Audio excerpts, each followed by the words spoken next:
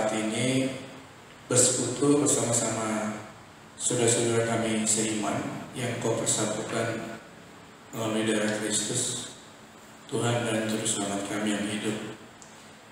Kami sudah menaikkan puji-pujian kepadamu dari hati kami, kiranya Engkau berkenan atas puji-pujian kami ini.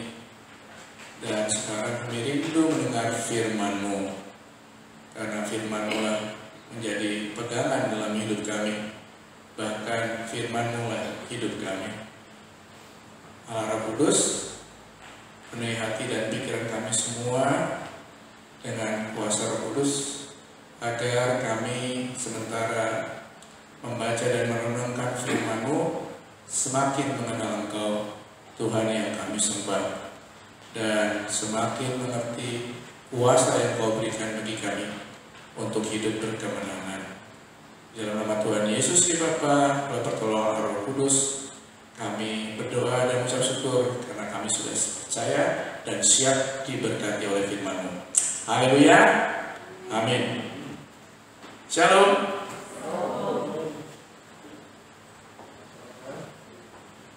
Belum.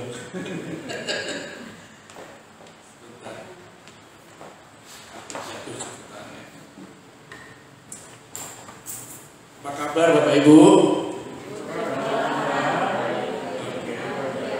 Berdiri biar semangat. Apa kabar? Puji Tuhan, Allah itu baik, hidupku berbahagia. Sekali lagi. Apa kabar? Puji Tuhan, Allah itu baik, hidupku berbahagia. Yang wanita saja, apa kabar? Puji Tuhan, Allah itu baik, hidupku berbahagia. Pria, apa kabar? Puji Tuhan, Allah itu baik, hidupku berbahagia. Silakan duduk, tepuk tangan untuk kebaikan Tuhan. Luar biasa hari ini bangkunya dari sebelum. Haleluya. Diam ini terus begini ya. Ya, cuman kami yang di Depok sama yang di Cibubur, kok Cibubur sih? Ya mungkin nggak setiap minggu datang ya. Bapak Ibu yang dikasih Tuhan, hari ini hari yang luar biasa, saya percaya. Dan hari ini kita ingin menemukan luar biasanya seperti apa. Mari kita buka firman Tuhan dari Yesaya 57 ayat 15. Yesaya 57 ayat 15.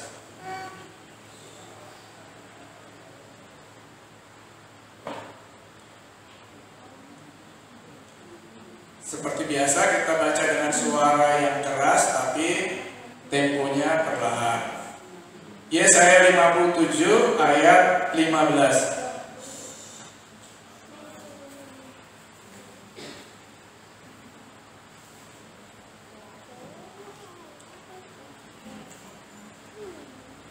Sudah?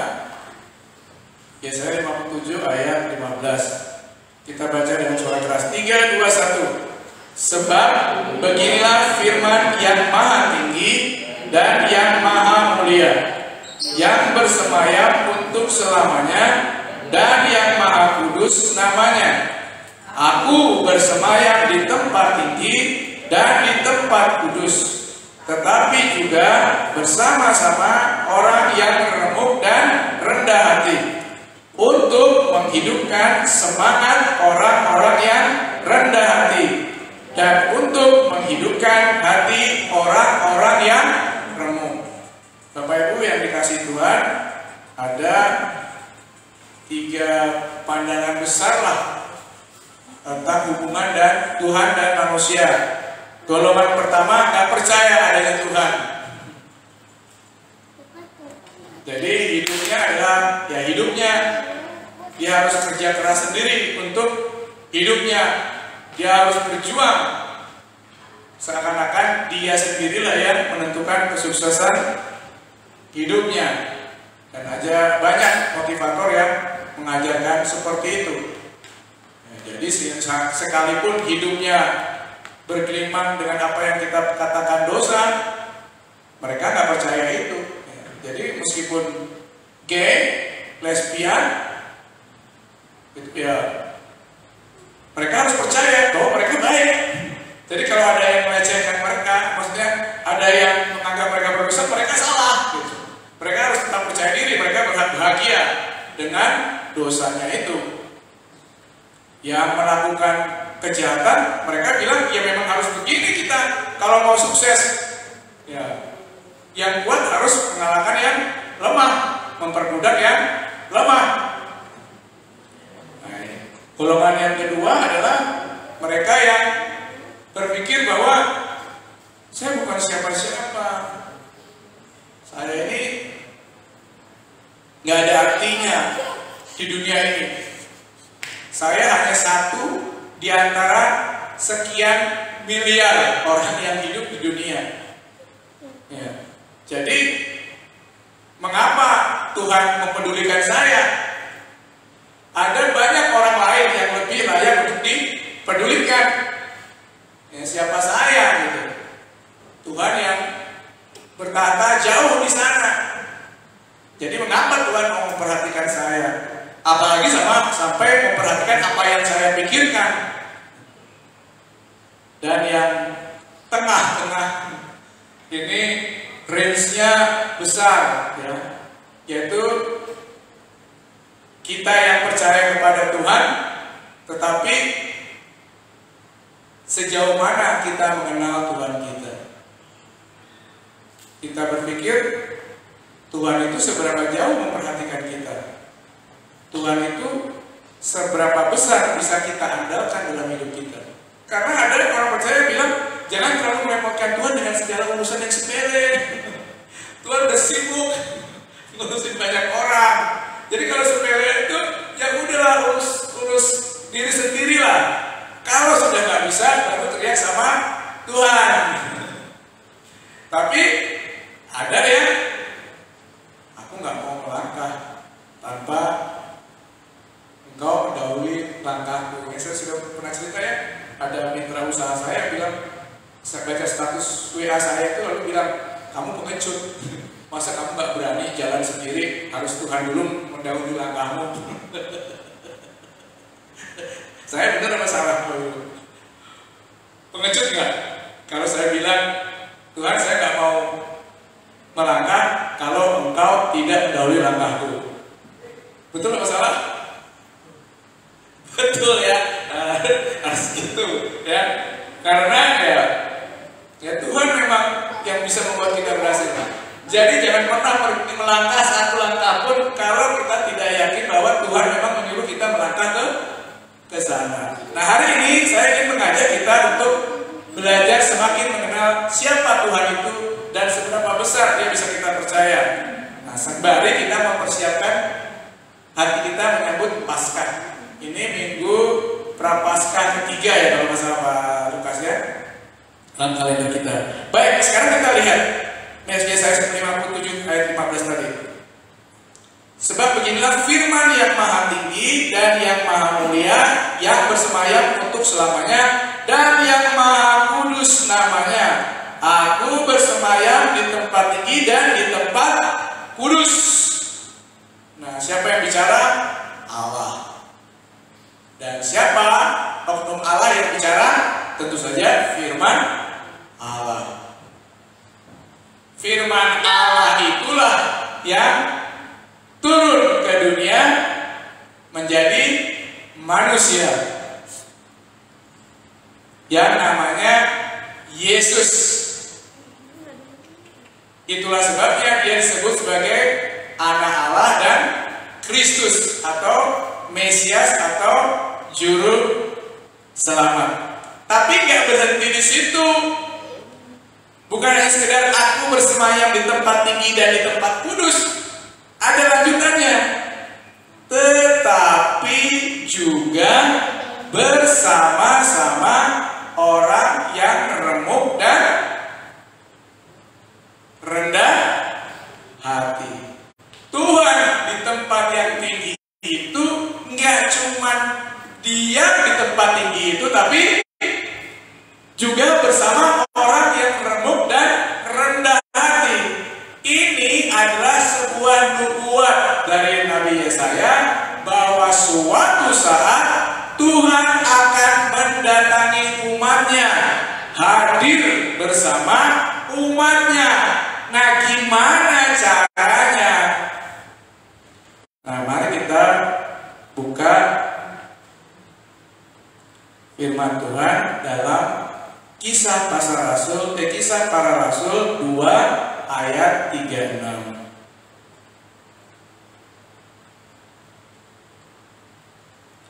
Kisah Para Rasul 2 ayat 36. Yang bicara di sini adalah Petrus. Dan kalau Bapak Ibu membaca Markus 1 ayat 1, maka si penulis Injil pertama itu, jadi Injil pertama itu dipercaya para penafsir kitab adalah kitab Markus. Kitabnya paling pendek karena memang Markus hanya menuliskan saja apa yang didengarnya dari Rasul Petrus. Jadi Markus ini ngikutin Rasul Petrus dalam perjalanannya. Nah, menurut tradisi gereja, setelah Rasul Petrus mati disalib terbalik, maka para jemaat di Roma meminta Markus untuk menuliskan khotbah-khotbah Petrus tentang Yesus. Itulah yang kemudian kita kenal sebagai Injil Markus. Nah, kita lihat di sini. Nah, sekaligus supaya kita menjadi jelas nih tentang Tuhan kita. Kisah Rasul 2 ayat 36. Kita baca dengan suara keras ya. 3, 2, 1. Jadi seluruh kaum Israel harus tahu dengan pasti bahwa Allah telah membuat Yesus yang kamu salibkan itu menjadi Tuhan dan Kristus. Ups. Katanya Yesus Tuhan. Kok Allah membuat Yesus? Lalu Yesus dijadikan Tuhan. Kalau orang yang gak senang firman Tuhan, yang gak senang Yesus, pasti langsung salah. Siapa bilang Yesus Tuhan? Nah, jadi Bapak Ibu perhatikan, Allah di sini itu mengacu kepada Allah Tritunggal, Allah Bapa, Allah Anak, Allah Roh Kudus, yang adalah Esa, satu. Lalu firman Tuhan tadi bilang bahwa Allah ingin tinggal bersama umatnya. Betul tadi? Bersama orang-orang yang remuk hati dan rendah hati tadi. Berarti ada oknum Allah, oknum ilahi yang harus hadir dalam bentuk manusia. Maka diciptakanlah manusia Yesus. Ibunya Maria, tetapi benihnya dari Allah. Nah, diciptakanlah manusia Yesus. Tetapi perhatikan, di kitab Markus, setelah Markus bilang inilah permulaan Injil Yesus Kristus, Anak Allah, yang dimunculkan apa? Baptisan Yohanes, di mana pada saat itu Yohanes pembaptis Yesus turunlah seperti burung merpati untuk mengurapi Yesus tadi. Ya. Nah, itu ya, supaya menegaskan kepada jemaat bahwa inilah dia. anak Allah yang dijanjikan itu. Firman Allah yang menjadi manusia, tetapi manusia ilahi. Disebutnya apa? Tuhan. Allah, kata Allah di sini itu dalam bahasa aslinya Yahweh. Sedangkan Tuhan di sini itu Adonai. Tuhan itu apa sih maksudnya? Nah, jadi kita dibantu oleh firman Tuhan. Ya. Tuhan itu maksudnya adalah Tuhan dari segala Tuhan. Coba kita Wahyu 17 ayat 14. Siapa yang cepat tolong baca dengan suara keras. Wahyu 17 ayat 14.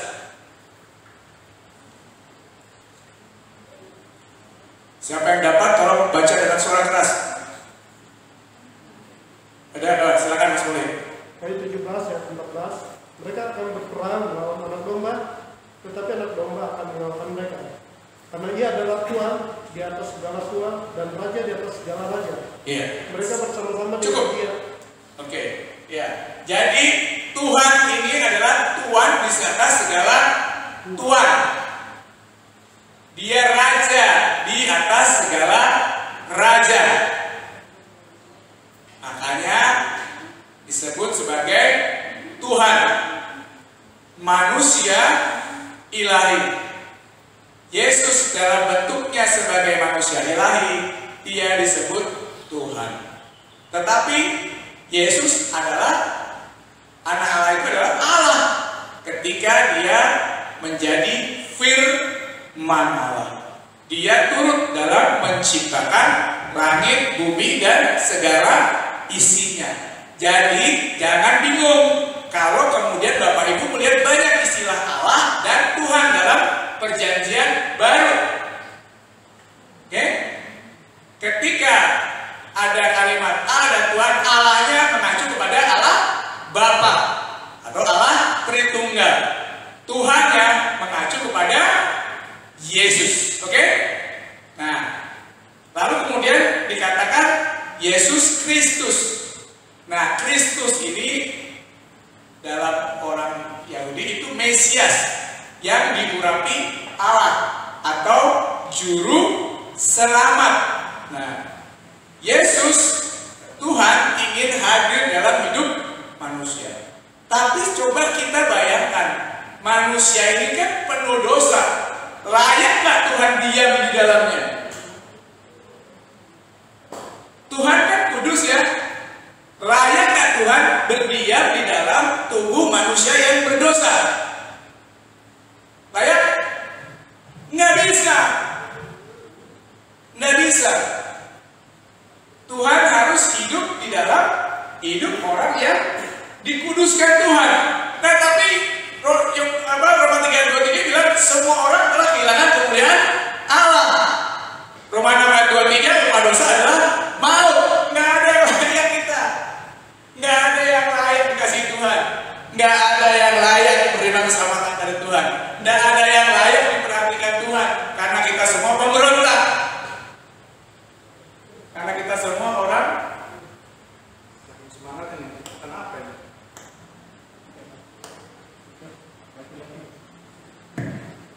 Oh, lampunya menipu ya.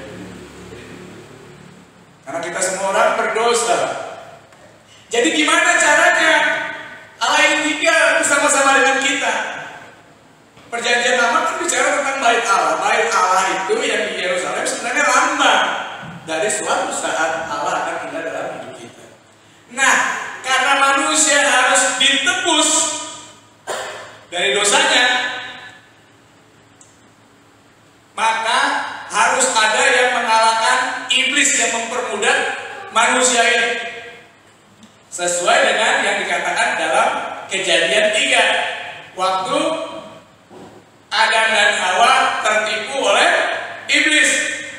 Dikatakan di situ suatu saat nanti keturunan perempuan ini akan meremukkan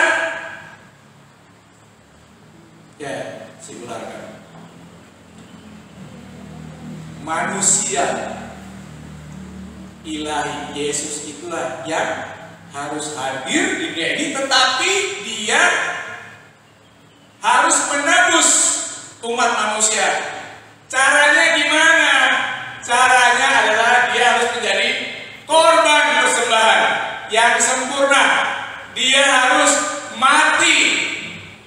di kayu salib. Seperti layaknya orang yang terkutuk, di salib itulah dia menanggung dosa semua umat manusia, termasuk Anda dan saya. Meskipun kita hanya satu dari sekian miliar orang yang ada di dunia, tapi bersyukurlah ada nama Anda di kayu salib itu. Ada Adri, ada Michael, ada Jogi yang belum ngerti apa-apa. Amin. Oke? Oke? Coba bilang sama kiri dan kanan, ada nama saya di salib Yesus. Ada nama Anda di salib Yesus. Nah, ya. Jadi Yesus mati menanggung hukuman yang harusnya kita akan terima. Tapi dia mati untuk kita. Supaya apa? Kita direbut dari iblis. Supaya kita dikuduskan. Supaya kita disucikan. Dan gak bisa gratis. Harus ada darah yang dikorbankan. Dan darah itu harus sempurna. Menebus sekali untuk selamanya. Tidak ada yang manusia yang sanggup melakukan itu. Itu sebabnya firman Allah yang harus jadi manusia. Karena dia tidak berdosa. Dan dia mati kayu salib menanggung dosa kita semua. Sehingga kita semua yang percaya kepada namanya diselamatkan. Amin.